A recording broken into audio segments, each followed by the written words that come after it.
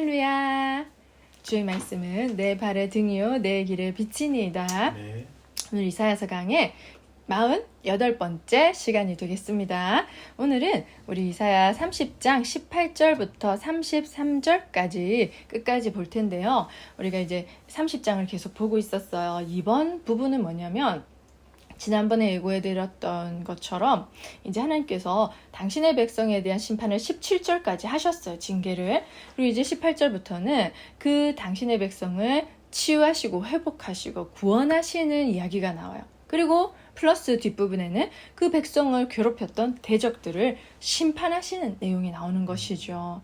그런데 이제 참 좀 신기한 사실은 그 당신의 백성도 죄를 지었고 하나님 앞에 반역을 했고 그 대적들도 하나님 앞에 죄를 지은 거는 똑같았단 말이죠. 그렇지만 하나님께서는 언약으로 맺은 그 선택한 당신의 백성은 징계를 하셔서 그 회복시키는 징계라는 것이죠. 같은 재앙이라도 하나는 회복을 위한 재앙이고 하나는 멸망을 위한 파멸을 위한 재앙이라는 거예요. 완전히 극과 극으로 달라지는 상황을 우리가 살펴볼 수 있습니다. 이것은 뭐겠습니까?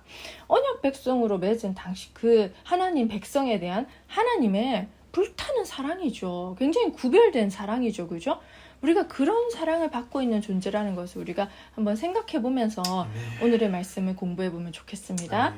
우리 18절 보겠습니다. 그러나 여호와께서 기다리시나니 이는 너희에게 은혜를 베풀려 하심이요 일어나시리니 이는 너희를 긍휼히 여기려 하심이라. 대저 여호와는 정의의 하나님이심이라. 그를 기다리는 자마다 복이 있도다. 아멘. 아멘. 대저 여호와는 정의의 하나님이시라. 그는 공의의 하나님이라는 말이랑 같은 맥락이죠.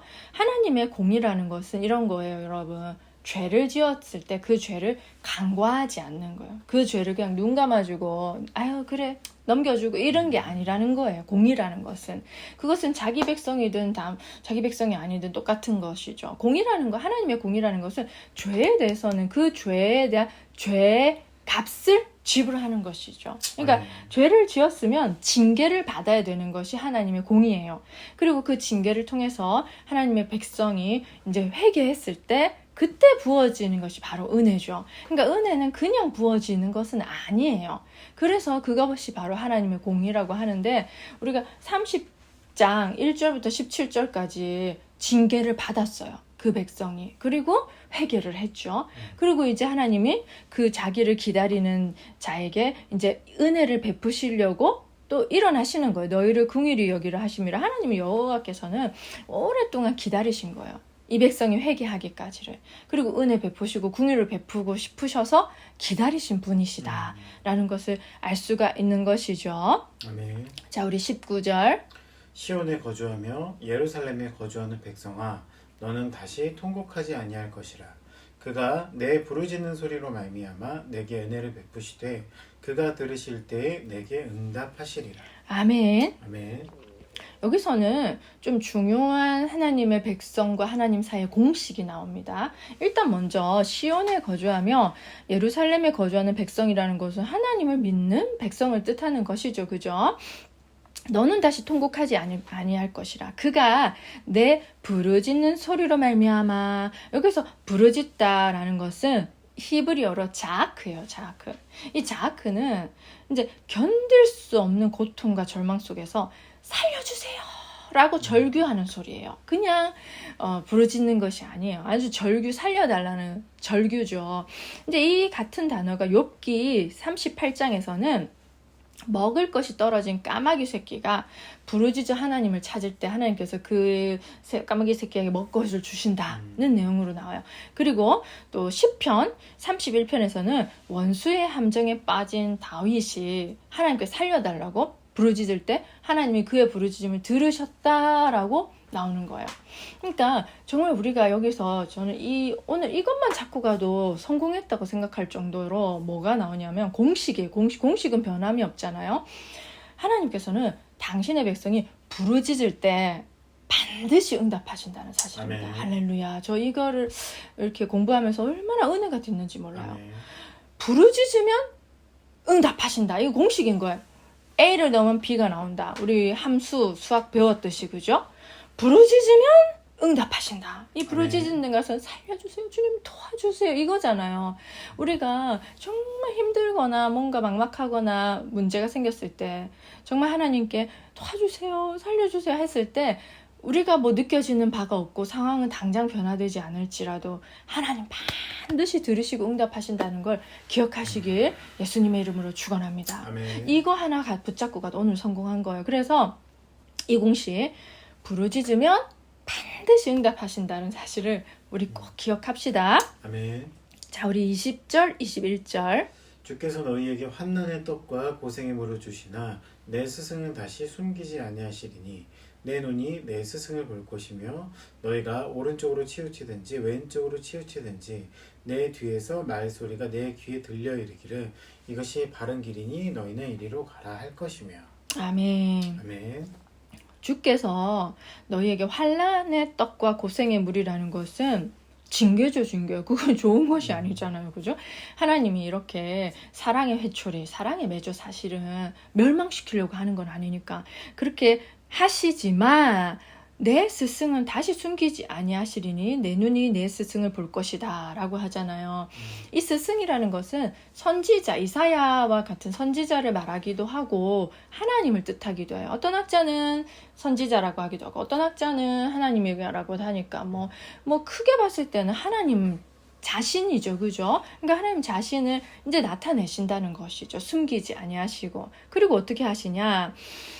너희가 오른쪽으로 치우치든 왼쪽으로 치든 내 뒤에서 말소리가 들리면 야 거기 아니야 이쪽으로 가. 거기 아니야 이쪽으로 가. 이거는 마치 그 양떼를 이끄는 목자와도 같이 양떼가 이상한 곳으로 가면 탁탁탁 쳐서 이쪽으로 몰고 또 저쪽으로 무는 그런 장면이 떠오르잖아요. 그죠? 그러니까 하나님께서는 너희가 비록 환난의 떡과 고생의 물을 마시겠지만 그렇다고 해서 너희가 고아는 아니야. 너는 잠깐 그냥 지금 징계를 받는 것일 뿐이야. 너희에게는 목자가 있어. 너희는 버려진 양떼같이 목자 잃은 양떼같이 그렇게 우왕좌왕 길 잃은 양이 아니야. 하나님께서는 그 우리 뒤에서 우리 갈 길을 바른 길을 꼭 우리가 걸어가야 될 그 바른 길 알려주신다는 거예요. 정말 얼마나 든든합니까? 저 또 이걸 읽으면서 얼마나 위로가 되지.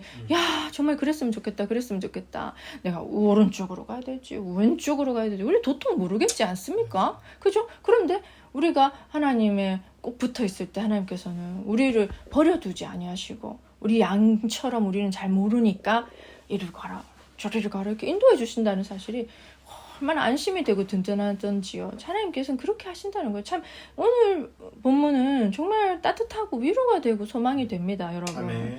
자 우리 그러면 22절 보겠습니다.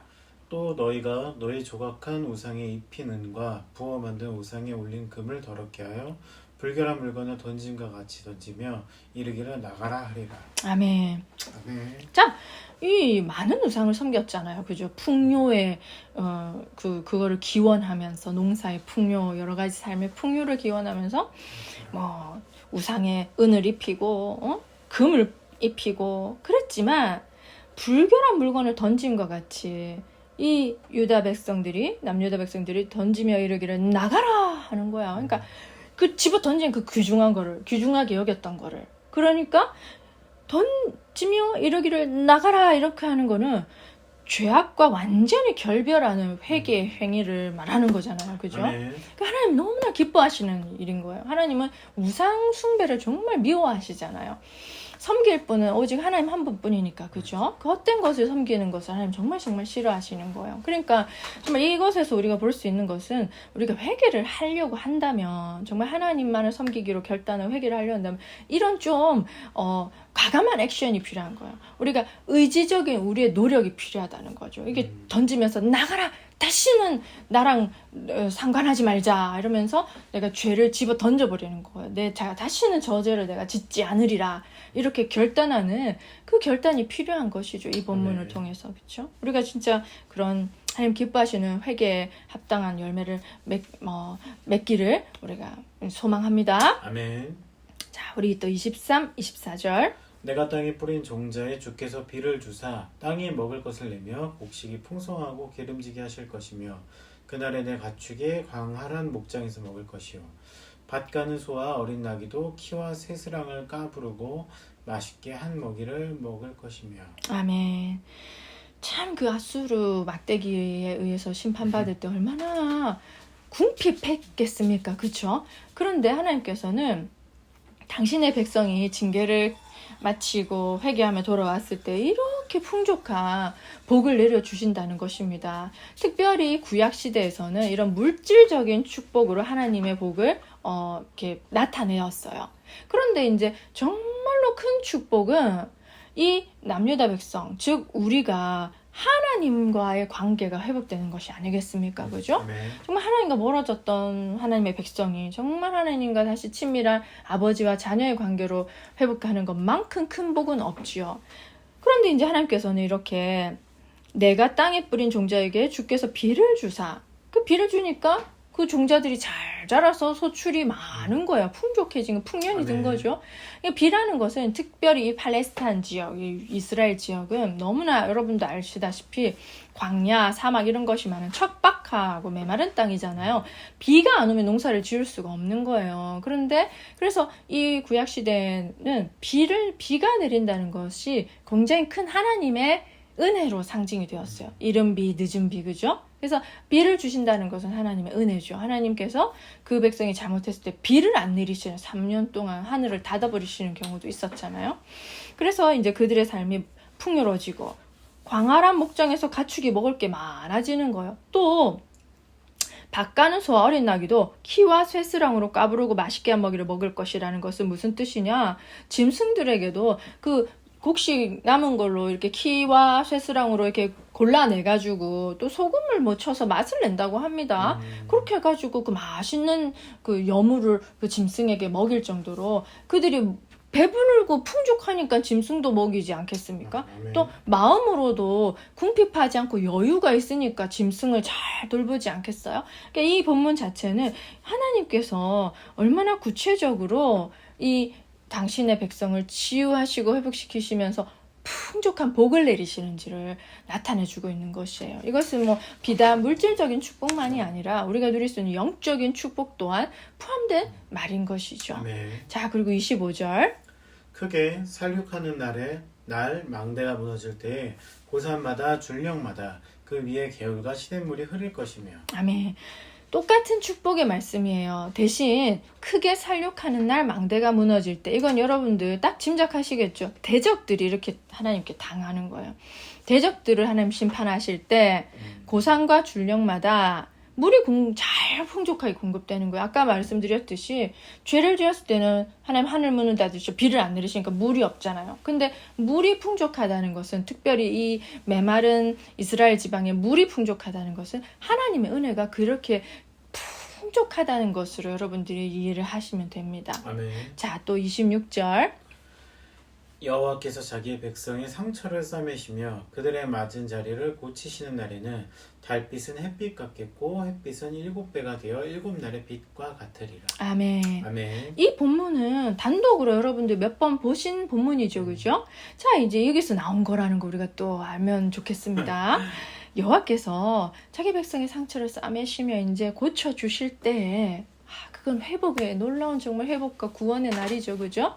그때 달빛은 햇빛 같겠고 달빛이 더 밝아서 햇빛 같은 거. 햇빛은 7배가 돼요. 7날의 빛과 같아. 7이란 완전 숫자잖아요. 완전히 찬란하다 이 뜻이에요. 참 요즘에 제가 하나님의 빛이시라는 것을 말씀을 좀 이렇게 쏙쏙 뽑아서 4구절을 좀 외우고 있어요. 그러니까 정말 그걸 외우다가 이걸 보니까 맞는 말이다. 하나님의 임재, 그러니까 빛이신 하나님의 임재가 가득한 거예요, 그 백성에게. 아멘. 그래서 그 하나님은 흑암과 빛이 같다잖아요. 밤이 낮과 저는 진짜 깜짝 놀랐어요. 그 말씀을 암송하는데 주에게서는 흑암이 숨길 수 없으며 밤이 낮과 같이 비추이고 주에게는 흑암과 빛이 같음이니이다. 시편 139편 12절 말씀이거든요. 나 그 말은 아니 어떻게 흑암과 빛이 같을 수가 있지? 우리는 칠흑같이 어두우면 너무 어둡잖아요. 근데 어떻게 그 얼마나 회전하는 그림자도 없는 빛이시니까. 야, 이것은 너무 감동이 되는 거예요. 주님, 제게도 그렇게 임재하여 주시옵소서. 그래서 제 안에 있는, 제 밖에 있는 온갖 어둠을 다 비춰주시옵소서. 그래서 흑암은 없게, 나 지금 빛만 찬란하게 우리가 원하고 바라는 것이 아니겠습니까? 아멘. 정말 이때 하나님께서 회복하실 때는 이렇게 된다는 말이에요. 우리 계시록에서도 그렇잖아요. 다시 밤이 없겠고, 그 하나님께서 비춰주시니까 등불과 햇빛이 필요 없을 정도로 비춰주신 그분이 빛으로서 비춰주신다고 하는, 지금 이 이사야서 말씀에는 그 계시록의 말씀까지 맥락이 다 있는 것이죠. 정말 너무 빛이신 하나님의 그 놀라운 이야기가 여기 담겨져 있으니까 참 이렇게 너무 감동이 되더라고요. 아멘. 할렐루야. 아멘. 우리 빛이 온전히 우리에게 하나님께서 임재하시기를, 빛으로 임재하시기를 우리 갈망하기를 원합니다. 아멘. 자, 우리 27절, 28절. 보라, 여호와의 이름이 원방에서부터 오되 그의 진노가 불불듯하며 빽빽한 연기가 일어나듯 하며 그의 입술에는 분노가 찼으며 그의 혀는 맹렬한 불 같으며 그의 호흡은 마치 향이라여 목에까지 미치는 하수 같은즉 그가 멸하는 키로 열방을 까부르며 여러 민족의 입에 미혹하는 재갈을 물리시리니. 아멘. 여러분, 이렇게 무서운 기세로 코에 콧김을 피식 하면서, 예를 들어서 우리가 보지 못한 공룡, 그 불 뿜는 공룡, 익룡 이런 거 있잖아요. 그런 거 코에서 연기가 피식 나오고 불이 입에서 팍 나오고 그런 것이 득달같이 달려들면 살아남을 자가 있겠어요? 하나님이 이와 같이 그 대적을 향한 분노로 달려드시니까 대적은 당해낼 수가 없는 거예요. 진노가 불붙듯한 빽빽한 연기가 일듯하면 그 입술엔 분노가 찼으며 혀에는 맹렬한 불 같으며 호흡은 마치 창이라는, 이렇게 넘쳐나는 하수같이 막 물이 완전 쓰나미처럼 이런 거죠. 멸하는 키로 열방을 까부르며 여러 민족의 입에 미혹하는 재갈을 물려서 그들이 아예 자기가 미혹된 길로 빠져가 스스로 멸망하게끔 내버려두고, 살아남을 자가 없습니다. 아멘. 정말 하나님께서는 자기 백성에게는 그렇게 자비와 은혜를 베푸시잖아요. 그죠? 우리가 지금 앞에서 봤듯이, 그죠?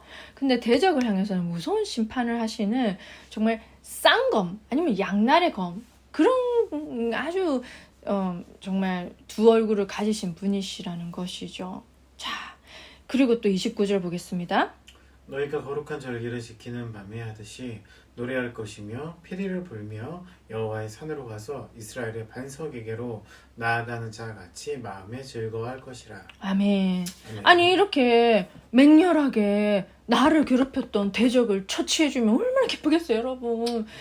그 다윗도 막 그 기뻐 찬양한 그런 거 있었잖아요, 그죠? 드디어 사울의 손에서 벗어났을 때 이렇게 기뻐 하나님께 찬양 올려드렸잖아요.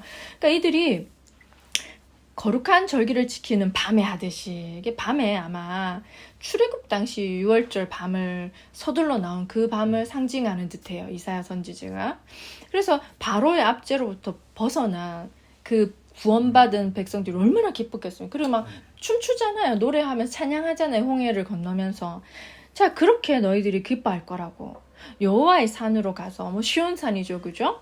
이스라엘의 반석에게로 나아가는 자같이. 이스라엘 반석이 바로 여호와잖아요, 하나님이시죠. 마음이 즐거워할 것이라. 기쁜 거예요, 대적이 심판받으니까. 그러니까 이 하나님이 정말 코뿔소처럼 하마처럼 다다다다 달려들어서 불을 내뿜고 공룡처럼 이렇게 적을 부서뜨릴 때 우리는 무서운 건 아니에요. 우리가 무서울 게 아닌 거예요. 우리는 드디어 하나님이 나를 위해서 원수를 쳐주시는구나 하고 기뻐하는, 우리는 환호성을 지르는 것이죠. 상반된 분위기가 있는 거예요, 그죠? 그리고 자, 이제 30절. 여호와께서 그의 장엄한 목소리를 듣게 하시며 혁혁한 진노로 그의 팔에 치심을 보이시되 맹렬한 화염과 폭풍과 폭우와 우박으로 하시리니. 아멘. 장엄한 목소리, 혁혁한 진노는 끓어오르는, 이렇게 시끄리 코끼리 팍 내뿜는 그거예요. 아까 제가 말씀드린 그렇게 그 팔에 치시는 거야. 맹렬한 화염, 폭풍, 폭우, 우박 이런 것들을 하나님이 대적을 심판할 때 구역에서 많이 썼던 방법이에요. 자연재해로. 그렇게 이제 아수르죠. 정확하게는 아수르를 심판하시는 거예요. 31절, 32절. 여호와의 목소리에 아수르가 낙담할 것이며 주께서는 막대기로 치실 것이라.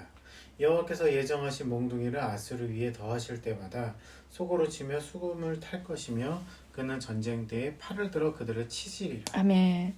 자, 그 아수르가 하나님에 의해서 이스라엘 백성을 징계하는 막대기로 사용되었죠. 그렇지만 아수르가 교만하게 자기가 잘난 줄 알고 그렇게 하나님을 대적해버리니까 하나님은 예정된 몽둥이로 아수르를 치시는 거예요. 근데 그 두 막대기가 달라요. 하나님은 당신의 백성을 치시는 막대기는 징계의 외출인 거예요. 그 당신의 백성을 파멸시키기 위함이 아니라 회개시키기 위함이고, 아수르를 치는 막대기는 파멸시키기 위함이죠. 그렇죠. 물론 우리가 더 깊이 들어가 보면 아수르나 애굽이나 모든 이방 나라들에게도 하나님은 그 당연히 구원의 길을 예비해 두셨어요. 그들이 혹시라도 뉘우치면 용서해 주시는 하나님이시고, 하나님은 뉘우치고 회개하면 반드시 용서해 주시는 분이시죠. 그것도 공식이죠. 아멘. 그런데 그거 회개 안 한 거예요. 안 한 거예요. 그러니 몽둥이에 맞아서 그냥 두들겨 맞아 파멸당하는 것이죠. 그러니까 회개가 정말 중요해요. 그래서 어쨌든 그 백성들은 속어치며 수금을 탈 거예요. 기뻐가지고 그러는 거죠. 아수르가 망하니까. 자, 또 이제 마지막 33절. 대저 도벳은 이미 세워졌고 또 왕을 위하여 예비된 것이라.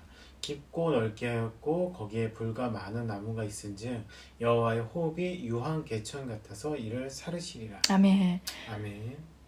뭐 나쁜 의미에서 마지막 피날레예요. 이제 마지막 피날레 도벳에 그 적들을 싸그리 몰아놓고 얼마나 깊고 넓게 파놨던지 나무도 예비해놨대. 불살라 없애버리는 거예요. 그런데 이제 도벳이라는 것은 예루살렘 성 밖에 흰놈의 골짜기에 있는 지명 이름이에요. 그러니까 근데 이 골짜기에서는 뭘 했냐? 이 도벳에서는 몰렉이라는 그런 우상에게 사람들이 자기 자식도 불살라 바치고 그 있잖아요. 그런 인신제사 드렸던 곳이에요. 그러니까 우상 숭배했던 것이죠.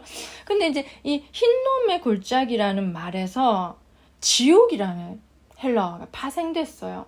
그러니까 이 말인즉슨 우리가 좀 더 길게 보자면 마지막 종말 최종의 마지막 때 불붙는 무저갱, 그건 깊이와 넓이를 알 수 없다고 하대요. 맞아.